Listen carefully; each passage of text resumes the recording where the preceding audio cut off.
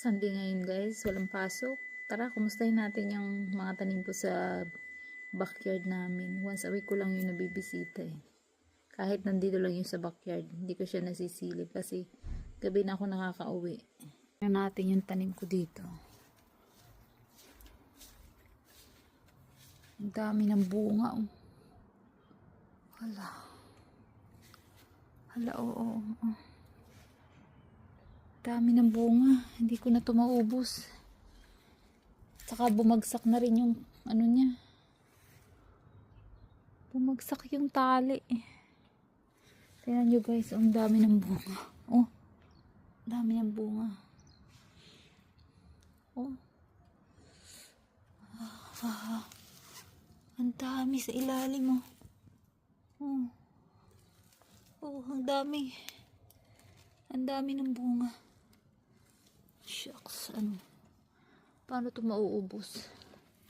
Tapos yung ang laki ng kalabasa ko dito.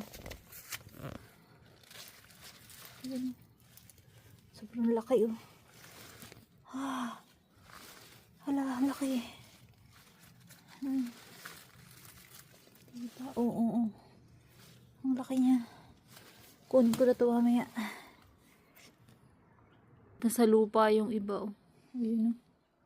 Tapos dito sa ilalim ang dami pa. Tapos lumabas na rin yung sanga niya, yung ano. Ayan oh. Ayan, dami pa rin ng bunga oh.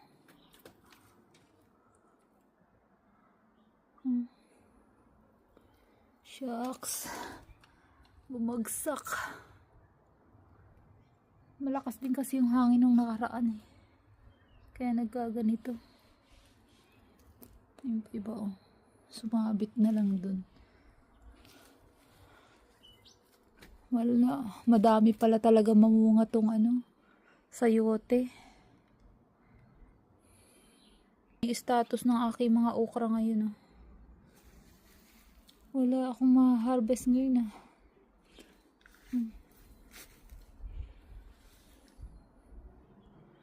Tuwing Sunday ko lang kasi nabibisita tong ano na to, halaman na to. Kasi Sunday ako walang pasok eh. Hindi ko na malaya na bumabama na pala tong ano. Sayote. Tumawid na rin sa bakod. Ano kayang gagawin ko?